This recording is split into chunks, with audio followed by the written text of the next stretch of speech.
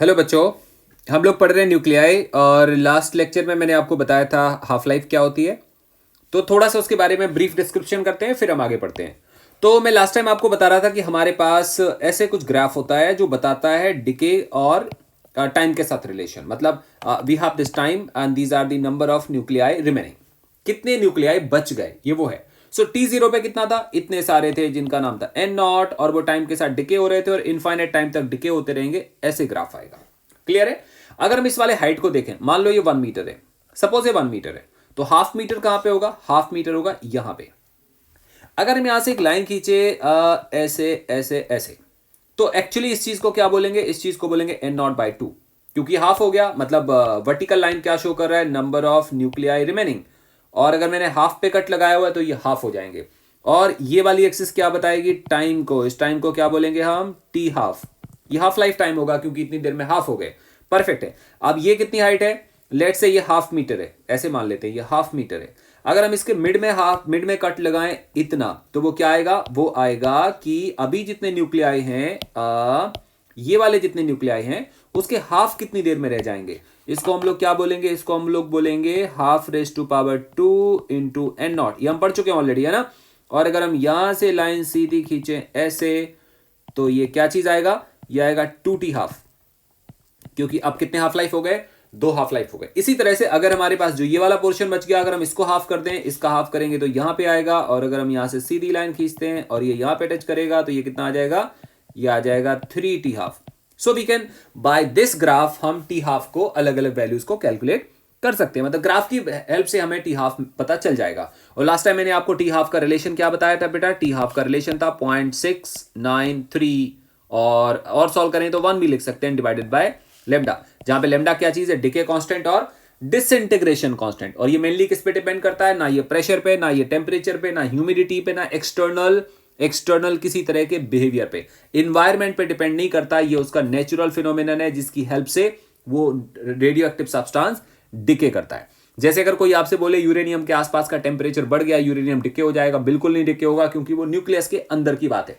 Temperature का effect atomic level तक पड़ता है। मतलब जो इलेक्ट्रॉन ऑर्बिट में रिवॉल्व कर रहे होते हैं, they can be shifted, excited, D excited, वहां पे फर्क पड़ेगा। न्यूक्लियर लेवल पे कोई फर्क नहीं पड़ता। So lambda basically radio active substance की प्रॉपर्टी है, तो टी हाफ भी रेडियो एक्टिव सब्सटेंस की प्रॉपर्टी है। मैं चाहता हूं आपको थोड़ा सा हल्का समझा दूं कि अलग अलग जो सब्सटेंस है उनकी टी हाफ कैसे कैसे होती है, तो आपको थोड़ा सा बेसिक आइडिया लगेगा। So we have this table, आप इसको पढ़ो।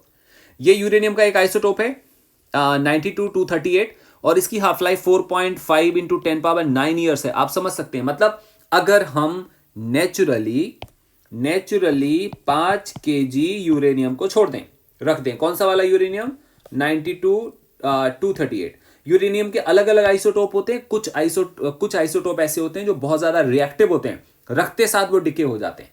लेकिन ये स्टेबल वाला है, ये डिके बहुत धीरे से होता है। तो अगर कोई आपसे बोले कि हमने 5 किलो यूरेनियम रख दिया और find amount of uranium, find amount of uranium left after 4.95 into 10⁻9 years. आप समझ सकते हैं कितना बड़ा टाइम है। इट्स अ ह्यूज, बहुत बड़ा टाइम है। इतने दिन के बाद कितना यूरेनियम बचेगा? 2.5 kg। तो अगर हम अपने लाइफ टाइम की बात करें, जो हमारा लाइफ स्पैन होता है 70-80 ईयर्स, इतने लाइफ स्पैन में अगर हम यूरेनियम को देखें, तो जब हम पैदा हुए थे तो यूरेनियम का अमाउंट जो हमारे घर पे रखा था, और जब हमारी एज पूरा लाइफ स्पैन खत्म होने वाला होगा तब यूरेनियम का amount would be nearly same, क्योंकि इसका हाफ लाइफ बहुत बड़ा है। तो जितने अगर हम 100 ईयर्स तक की बात करें, 100 ईयर में यूरेनियम के अमाउंट में बहुत ज्यादा फर्क पड़ने वाला नहीं है। सिमिलरली आयोनियम, इसका हाफ लाइफ इतना है। रेडियम का हाफ लाइफ 16-20 ईयर्स है। रेडॉन का हाफ लाइफ 3.2 डेज है। क्लियर। इसका हाफ लाइफ काफी कम है। ये ऐसे पोलोनियम का half life time this much, thorium का half life time this much. मतलब जिनका हाफ लाइफ सबसे कम होगा वो सबसे ज्यादा रिस्की हैं, इनका सर्वाइवल बहुत मुश्किल है, ये खत्म होने वाले हैं। तो जिनका हाफ लाइफ बहुत ज्यादा है वो नेचर में आज की डेट में बहुत ज्यादा अमाउंट में पाए जाते हैं। जिनका हाफ लाइफ बहुत कम है ये बनते रहते हैं और खत्म होते रहते हैं। मतलब हम इनको बनाते रहते हैं और ये खत्म होते रहते हैं, क्योंकि लाइफ टाइम इतना कम है कि सर्वाइवल होना नहीं है। तो आपको ये समझना पड़ेगा। कोई आपसे क्वेश्चन पूछे और आपसे पूछे कि नेचर में आज की डेट में सबसे ज्यादा किसका अमाउंट होगा इन सब में से, तो तुम बोलोगे सर रेडॉन को हम बना सकते हैं, तो अलग बात है होगा, अदरवाइज नेचर की तरफ से जो बन के आया था उसमें अमाउंट बहुत कम या खत्म हो चुका होगा, क्योंकि 3.82 डेज में ये हाफ हो जाता है, उसके अगले इतने डेज में फिर हाफ हो जाता है, तो ये मतलब नेचर की तरफ से जो बना था वो ऑलमोस्ट खत्म हो गया होगा। So it is about that. So कोई आपसे पूछे कि हाफ लाइफ का फायदा क्या है, bye knowing half life what can you know, तुमको बोलोगे सर हाफ लाइफ जानने से हम उसकी एक्टिविटी जान सकते हैं, उसका हम रेट ऑफ रिएक्शन पता कर सकते हैं, उसके बारे में हमें बहुत कुछ मालूम चल सकता है कि वो सब्सटेंस स्टेबल है कि अनस्टेबल है, जल्दी डिके होगा कि धीरे धीरे डिके होगा। So it was all about the half life.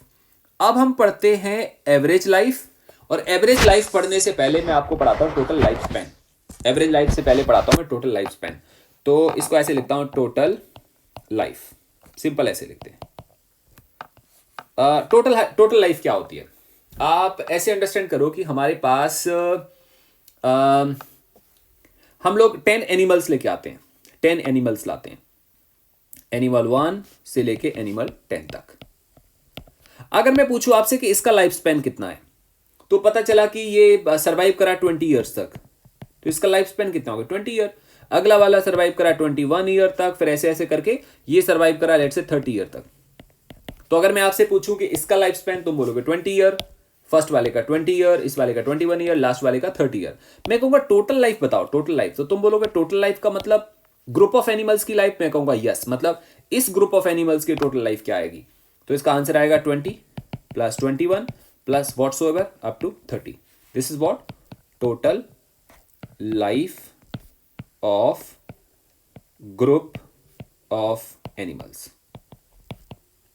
I hope आपको बात समझ में आ गई है। इसको हम बोलते हैं total life of group of animals. बहुत अच्छी बात है। अगर मैं आपसे पूछूं एवरेज लाइफ बताओ, एवरेज लाइफ, तुम बोलोगे सर एवरेज लाइफ का मतलब क्या हुआ, इसकी तो 20, इसकी 21 है, एवरेज का मतलब मैंने बोला नहीं, तुम ओवरऑल के लिए एवरेज बताओ, तो तुम एवरेज कैसे निकालोगे। तो बोलोगे सर ये जो 10 एनिमल थे वो सर्वाइव करे इतने टाइम तक, ये इनका टोटल लाइफ स्पैन है। टोटल लाइफ स्पैन बेटा समझ गए, एक की बात नहीं कर रहा मैं, ओवरऑल की बात कर रहा हूं। टोटल लाइफ स्पैन एवरेज निकालना पड़ेगा, तो कितने से डिवाइड करेंगे 10 से। तो अगर हमसे बात करी जाए average life, average life is basically total life span, total life span of all, है ना, total life divided by numbers, जितने भी नंबर थे, मतलब उस हिसाब से आएगा 20 plus 21 plus up to 30 divided by how many 10। ये हमारे पास एवरेज लाइफ निकल के आएगी। अब सवाल ये होता है कि इस वाले डिस्कशन का रेडियो एक्टिविटी से क्या रिलेशन है। बहुत सारा रिलेशन है, मैं आपको दिखाता हूं। हमारे पास था एक न्यूक्लियाई XZA, और ये हम बात कर रहे थे t इक्वल टू 0 की, तब इसके न्यूक्लियाई थे N0। अगर हम बात करें small time dt, small time dt में इसके न्यूक्लियाई N0 तो नहीं बचेंगे, N0 माइनस dn बचेंगे। क्लियर हुआ। इसका मतलब what about dn, N0 minus dn is the left, जो न्यूक्लियाई अभी बच गए। What about dn are decayed, they survived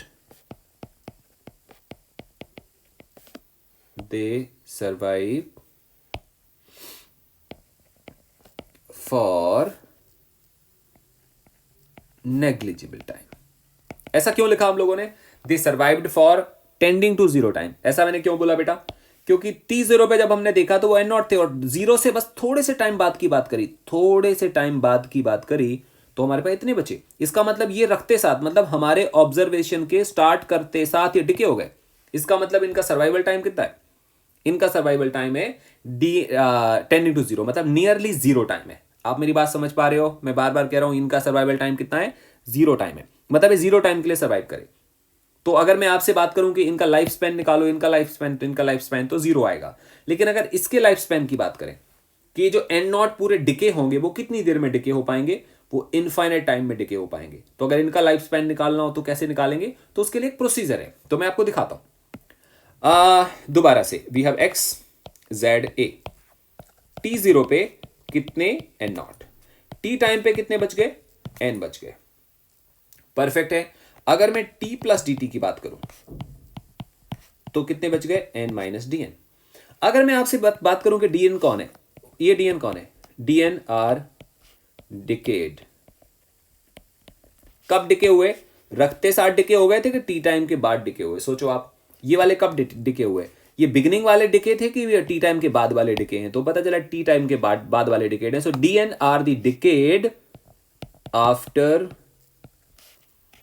after time T. तो इनका जो लाइफ होगा, life of DN nuclei is T time. इनका लाइफ स्पैन कितना था, टी टाइम था। परफेक्ट हो गया, इनका लाइफ स्पैन टी टाइम के बराबर आया। तो अगर मैं आपसे बात करूं इसी तरह से हम टोटल लाइफ निकाल सकते हैं, टोटल लाइफ। तो टोटल लाइफ क्या चीज आएगी, टोटल लाइफ एक इसके बारे में थोड़ा सा सोचो आप। अगर हमारे पास एक न्यूक्लियाई टी टाइम तक सरवाइव करता तो उसका लाइफ टाइम कितना होता, टी। अगर हमारे पास दो न्यूक्लियाई टी टाइम तक सरवाइव करते तो टोटल लाइफ टाइम कितना हो जाता, 2t। हम यहां पे कौन सी लाइफ टाइम की बात कर रहे हैं, हम यहां पे बात कर रहे हैं ओवरऑल लाइफ टाइम की। ओवरऑल लाइफ टाइम का मतलब हुआ कि ये तो स्टार्टिंग में थे, ये टी टाइम बाद थे और ये T minus D T time बाद थे। इसका मतलब ये अभी भी बचे हुए हैं, लेकिन ये डीएन डिके हो गया। बट डीएन कितनी देर बाद डिके हो गया, टी टाइम के बाद। इसका मतलब इसका लाइफ टाइम कितना था, टी टाइम। बट इस डीएन में एक न्यूक्लियाई होगा कि एक से ज्यादा होंगे, डीएन स्मॉल नंबर है बट एक न्यूक्लियाई थोड़ी होगा, एक से ज्यादा होंगे। अगर एक न्यूक्लियाई टी टाइम तक सर्वाइव करता तो हम लोग क्या बोलते कि लाइफ टाइम कितना हो गया, टी। बट अगर दो न्यूक्लियाई टी टाइम बाद डिके हो जाते तो हम लोग क्या कहते कि टोटल टाइम कितना हो गया, एक न्यूक्लियाई का टी और दूसरे का भी टी, तो टोटल कितना हो जाता, 2t। अगर तीन न्यूक्लियाई टी टाइम के बाद डिके होते तो टोटल लाइफ टाइम कितना बोलते हैं हम, 3t। और अगर यहां पे डीएन न्यूक्लियाई टी टाइम के बाद डिके होंगे तो टोटल लाइफ कितना हो जाएगा, t इंटू डीएन। मैं एक आपको एब्सर्ड सी लैंग्वेज समझाता हूं। एब्सर्ड सी लैंग्वेज ये है कि हमारे पास एनिमल्स हैं और हमारे पास इतने एनिमल्स हैं और हमने देखा कि ये एनिमल धीरे धीरे करके डाई हो रहे हैं, खत्म हो रहे हैं, और हमने कैलकुलेट करना है कि इनका टोटल लाइफ टाइम कितना आया। तो तुमने क्या देखा, तुमने देखा कि सर 10 घंटों के बाद, 10 आवर्स के बाद सडनली 20 एनिमल डाई हो गए। 20 एनिमल डाई हो गए कब, 10 घंटे के तुरंत बाद। अगर तो तुम बोलते कि सर एक एनिमल डाई हुआ, मान लो 10 घंटे के तुरंत बाद एक एनिमल डाई हो गया, तो उस एक एनिमल का लाइफ टाइम कितना था, 10 घंटे। लेकिन अगर 10 घंटे के बाद तुरंत बाद 2 एनिमल डाई हो जाते तो लाइफ स्पैन कितना हो जाएगा, इंटू 2। और अगर 20 एनिमल डाई हो गए तो इंटू 20। और अगर n एनिमल डाई हो गए या k एनिमल डाई हो गए तो तुम क्या लिखोगे, इंटू k। क्लियर है ना, ऐसे करोगे ना। तो यहां पे कितने न्यूक्लियाई डाई हुए, 1 2 और डीएन। यहां डीएन न्यूक्लियाई डाई हुए और उनका टाइम स्पैन एक एक न्यूक्लियाई का, हर एक न्यूक्लियाई का टाइम स्पैन कितना था, टी। क्योंकि ये डीएन अब डाई हो रहा है, पहले नहीं डाई हुआ था, अभी अभी हो रहा है। कितनी देर के बाद हो रहा है, टी टाइम के बाद हो रहा है। तो अगर इसमें एक न्यूक्लियाई होता तो टाइम स्पैन टी होता, 2 होते तो 2t होता, और डीएन हो गए तो टी इंटू डीएन होगा। तो टोटल टाइम स्पैन हमने कितना ले लिया, टी इंटू डीएन।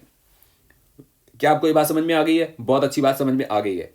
लेकिन अभी सारे थोड़ी डाई हुआ, ये तो एक हुआ, थोड़ी देर बाद फिर डीएन डाई होगा, फिर डीएन, फिर डीएन, फिर डीएन, और ये सब डाई होने का प्रोसेस कब तक चलता रहेगा, इनफाइनाइट टाइम तक। और शुरू कब हुआ था, 0 टाइम पे। तो टोटल टाइम स्पेन क्या होगा, मुझे लगा आपको समझ आ गया। टोटल लाइफ कैसे आएगा, टी इंटू डीएन। इसको हम क्या कैसे लिख सकते हैं, integral of t into d n. D n कैसे निकालेंगे, अभी अभी हमने रिलेशन लिखा था, that relation was minus d n over d t was equal to lambda into n. Yes, no? So what is that dn? dn is minus lambda n into dt. This is our relation. हम ऐसे लिख सकते हैं, जहां पे n को हम क्या लिख सकते हैं, माइनस n को लिख सकते हैं n naught e raise to power minus lambda t into d t. ये क्या चीज आएगा, ये dn आएगा। तो हम इसको लिख सकते हैं। तो यहाँ पे जो टोटल लाइफ आएगा वो आएगा 0 to infinite t into d n is equal to 0 to infinite t into dn को हम लोग लिखेंगे minus lambda n naught e raise to power minus lambda t into d t. Perfect हो गया। और इसको हम सॉल्व कर लेंगे। जब हम इसको सॉल्व करेंगे तो क्या निकल आएगा? तो निकल आएगा total life span. Perfect, I think आपको क्लियर हो गया। अब अगर मैं आपसे बोलूं एवरेज लाइफ बताओ, मीन लाइफ और एवरेज लाइफ, मीन लाइफ और एवरेज लाइफ, कोई आपसे बोलता है ये बताओ मीन लाइफ और एवरेज लाइफ, तो तुम बोलोगे सर एवरेज लाइफ होगी, एवरेज लाइफ होगा total life divided by total life divided by total numbers, या नंबर्स का मतलब यहां पे क्या हुआ? Total number of nuclei. जो हम लोग यहां टोटल लाइफ निकाल रहे थे वो एक न्यूक्लिया की नहीं निकाल रहे थे, हम लोग ओवरऑल कितना लाइफ स्पैन था वो निकाल रहे थे। और न्यूक्लियाई एक्चुअली कितने थे? न्यूक्लियाई थे एन नॉट के बराबर, सो ऊपर रिलेशन आएगा t into d n 0 to infinite divided by what? N naught, क्योंकि एक्चुअली तो न्यूक्लियाई कितने थे? एन नॉट के बराबर थे, and this is called 0 to infinite t. अभी डी एन हमने लिखा था minus lambda n naught c, ये लिखा था हमने minus lambda n naught e raise to power minus lambda t into d t. So minus lambda n naught e raise to power minus lambda t into d t divide by n naught. और हम लोग क्या देखते हैं?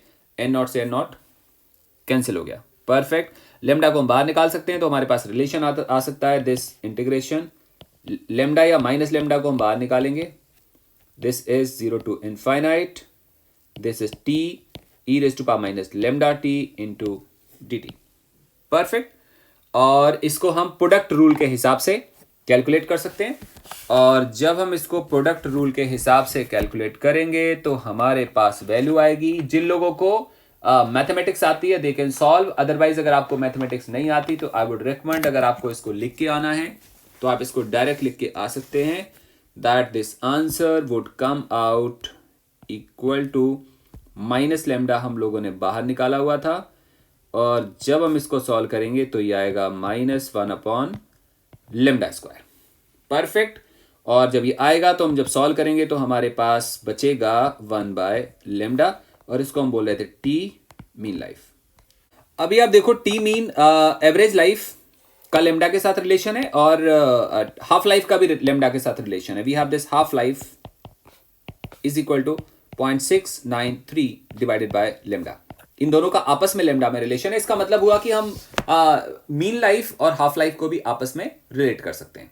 ठीक है, तो अगर हम मीन लाइफ और हाफ लाइफ को रिलेट करें, ऐसे लिख सकते हैं हम लोग कि t half, this t half equal to 0.693 into 1 upon lambda, 0.693 into 1 upon lambda, and 1 upon lambda is basically what? T mean। इसका मतलब इसको हम T mean लाइफ बोल सकते हैं। क्लियर? ये ऐसे कुछ आ गया, या उल्टा भी कर सकते हैं हम लोग। मीन लाइफ इक्वल टू बोलेंगे T half divided by 0.693, and 1 upon 0.693 को जब हम सॉल्व करेंगे तो आएगा 1.44T, that is mean life. So mean life is half life into 1.44, मतलब मीन लाइफ का जो न्यूमेरिकल वैल्यू आएगा वो हाफ लाइफ के से थोड़ा सा ज्यादा है, it's not very very high. बच्चों एक बढ़िया सा टॉपिक है, वो है प्रोबेबिलिटी ऑफ डिके। तो प्रोबेबिलिटी ऑफ डिके समझाने से पहले मैं थोड़ा सा आपको मैथमेटिक्स समझा दूं हल्का सा कि प्रोबेबिलिटी क्या होती है। सो यू जस्ट इमेजिन कि हमारे पास ये बॉक्स है, बहुत सिंपल से एग्जाम्पल है, और यहाँ पे बॉल्स पड़ी हैं। These are basically how many 10 balls.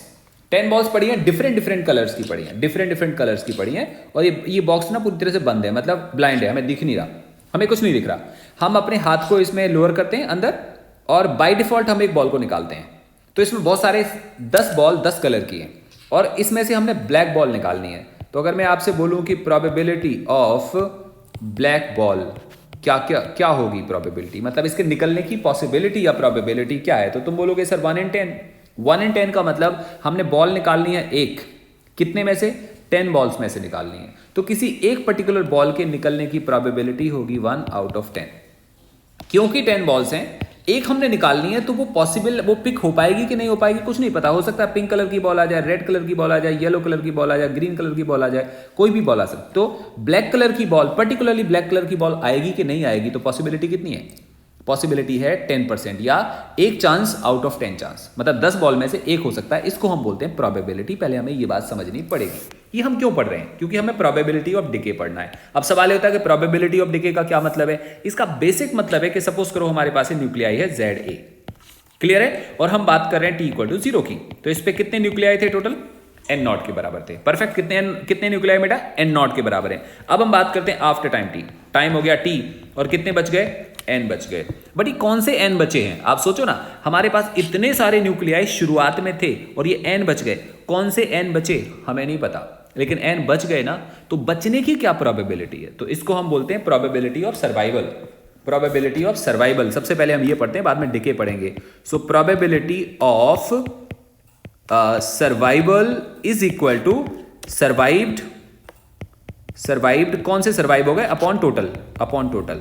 मतलब टोटल कितने थे? बिल्कुल ऐसे ना जैसे हमें एक बॉल निकालनी थी, कितने में से? 10 में से। वैसे ही यहां देखो n0 थे और कितने सर्वाइव हो गए? n सर्वाइव हो गए। तो survived upon total would be the probability of survival. That means what? n divided by n0।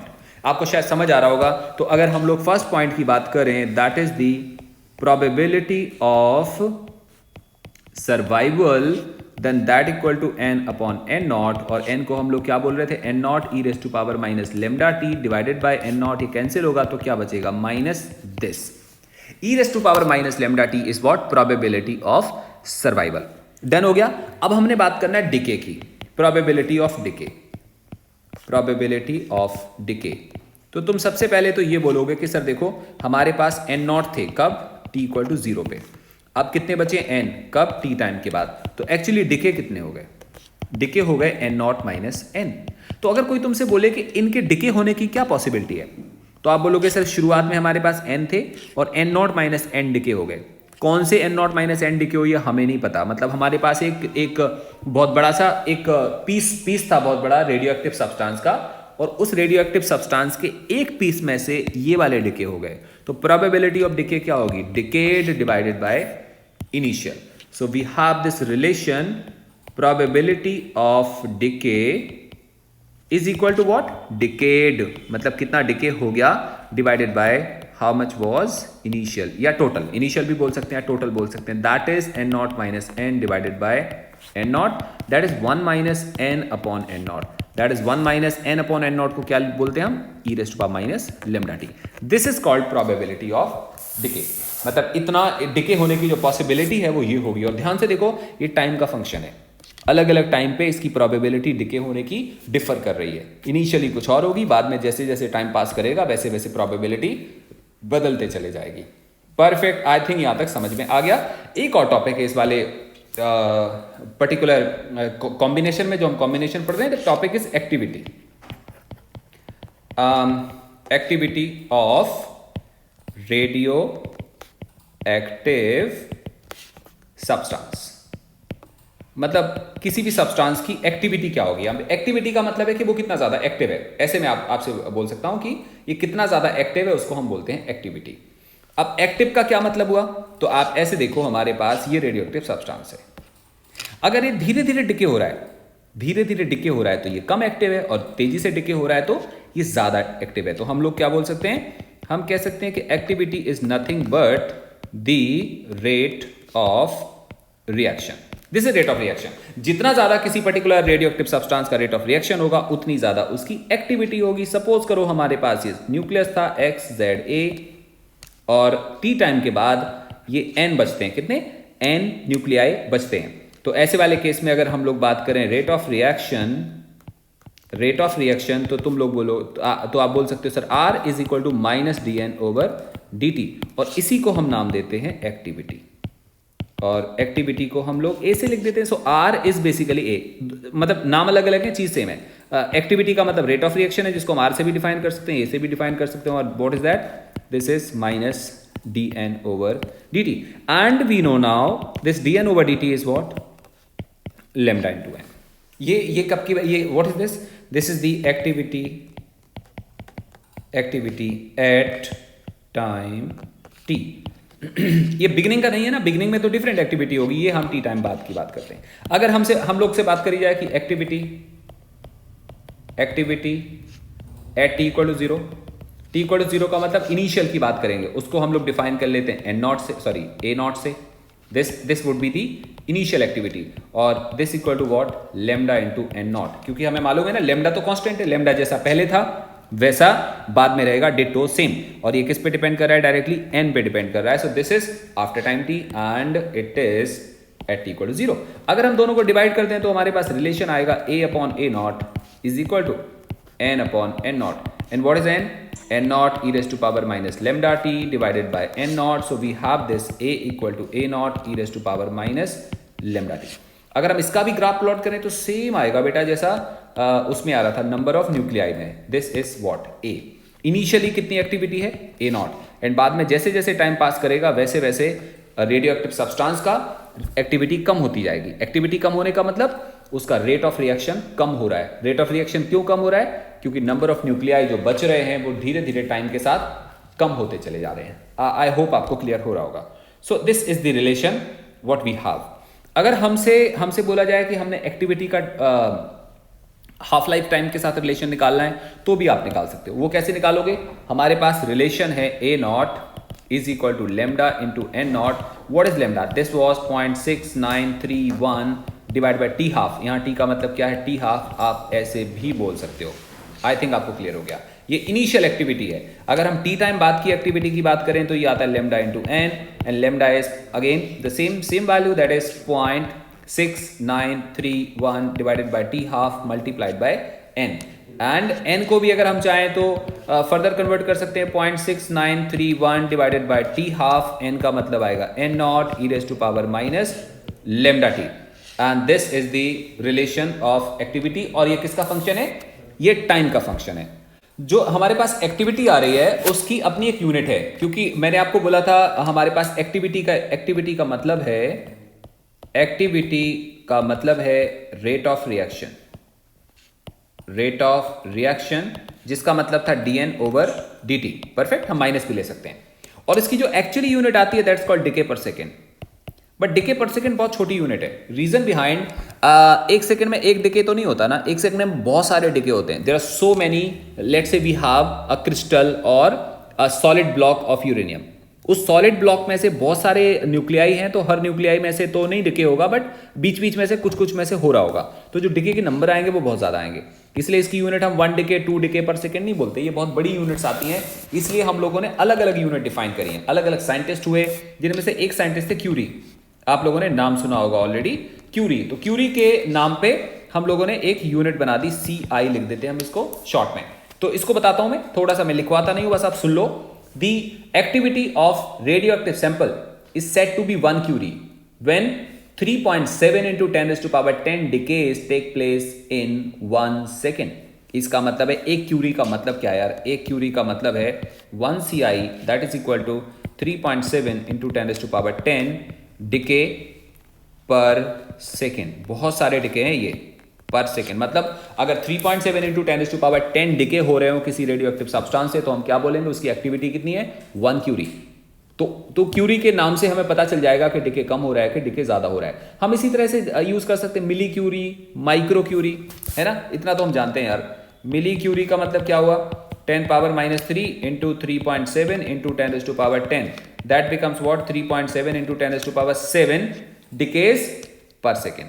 ये हमारे पास रिलेशन आ रहा है कब, जब हम मिली क्यूरी की बात करें। अगर हमसे बात करें जब माइक्रो क्यूरी, तो माइक्रो क्यूरी का मतलब 10 power -6 into 3.7 into 10 to power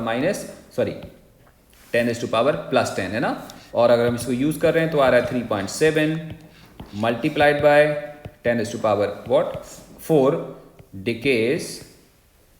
decays पर सेकेंड। अगर इतने डिके पर सेकेंड होगा तो हम उसको क्या बोलेंगे, माइक्रो क्यूरी बोलेंगे। इसी तरह से एक और साइंटिस्ट हैं और जिनके नाम पे हम लोगों ने बैक्यूरेल नाम दिया है ना, तो बैक्यूरेल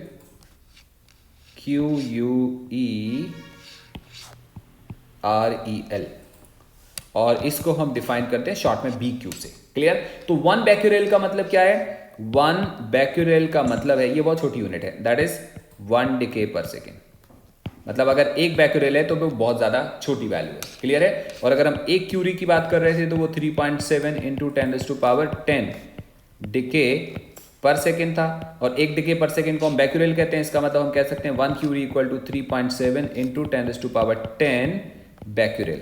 ये मैं इसलिए बोल रहा हूं क्योंकि बहुत बार हमसे एक यूनिट का दूसरे यूनिट के साथ रिलेशन पूछा जाता है। इसी तरह से एक और यूनिट है जो जनरली यूज में आती है, that's called Rutherford. So Rutherford को हम लोग लिखते हैं शॉर्ट में कैपिटल R एंड D, हम ऐसे लिख देते होते हैं। Perfect, it's called Rutherford. और जब हम रदरफोर्ड को कैलकुलेट करते हैं तो it's called the activity of radio active sample is said to be 1 Rutherford when 10⁻6 decays take place in every second. That means 1 Rutherford is equal to 10⁻6 decays per second is the relation. तो ये अलग अलग तरह की unit थी। कभी numerical में कोई आपसे पूछे तो आप इसको बता सकते हो। एक काम करते हैं, छोटा सा एग्जांपल करते हैं इसी पे बेस्ड। और एग्जांपल कुछ इस हिसाब से कि radioactive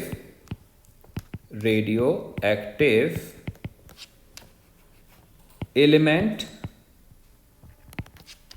decays to 1/32th part of its initial activity in time 25 days. Calculate half life. Understand करो क्या लिखा है यार। Activity of radioactive element becomes 1/32 of its initial activity. मतलब ऐसे बोल सकते हैं हम लोग कि सपोज करो t0 पे जब हमारा टाइम था 0, t=0 पे एक्टिविटी वॉज A0, और जब टाइम हो गया t तब एक्टिविटी कितनी हो गई, A हो गई, और A कितनी आ रही है, A0 डिवाइडेड बाय 32। ये हमारे पास पहली बात तो रिलेशन आ रहा है। अगर ये रिलेशन आ रहा है तो हम एक वहां पे पहुंच सकते हैं, कहां पे, n A था लैम्डा इंटू n, याद करो, और A0 होगा लैम्डा इंटू A0।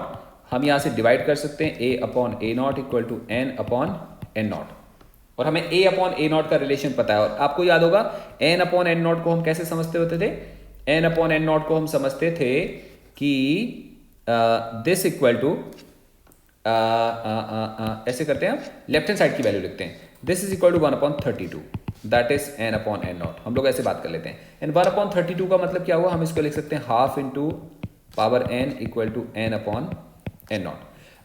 n की वैल्यू क्या आएगी, आप देखो 1/32 में व्हाट इज द n। अगर हम n कैलकुलेट करेंगे तो ये आएगा, ऐसे बोल सकते हैं कि 1/2 रेज टू पावर 5 करेंगे तो 1/32 आएगा, और ये आ गया n/n0। आई थिंक इतना क्लियर है। यहां से हमें पता चल गया कि जो n की वैल्यू है वो हाफ आ रही है। इसका मतलब हुआ कि कितने हाफ लाइफ हो गए, तो आप बोलोगे, ऐसे बोल सकते हो, when 1/32th activity is there, when 1/32th activity is there, then time, क्या बोल सकते हैं हम, then time equal to 5 half life। Time कितना हो गया, 5 हाफ लाइफ। मतलब ये सारा कितने टाइम बाद हो रहा है, 5 हाफ लाइफ के बाद हो रहा है, और हमें दिख रहा है कि टोटल टाइम कितना लगा था, 25 के बराबर। तो उसके हिसाब से हमारे पास जो t आएगा, so that time t is equal to, sorry, that half life equal to t equal to t divided by n, and that is equal to 25 divide by 5 equal to 5 days. आप ऐसे भी समझ सकते हो, आप ऐसे कह सकते हो टोटल टाइम कितना लगा, 25 डेज। कितना लगा, 25 डेज। और 25 डेज में कितनी हाफ लाइफ है, 25 डेज टोटल टाइम लगा, और हमारे पास टोटल हाफ लाइफ कितने हैं, हाफ लाइफ है ऐसे में 5। इसका मतलब एक हाफ लाइफ का टाइम कितना होगा, 5 डेज, और ऐसे कितनी हाफ लाइफ है, 5, तो टोटल टाइम कितना हो गया, 25 days. So this is about the relation, मतलब एक्टिविटी के साथ किस हिसाब से रिलेटेड होगा, ये हम यहाँ पे कैलकुलेट कर सकते हैं। और न्यूमेरिकल लगभग इसी तरह के आते हैं, जब हम इनको अच्छे से टैकल करते हैं तो हो जाते हैं हमसे। तो बेटा आज के लिए लेक्चर इतना। थैंक यू सो मच बच्चे, बाय बाय।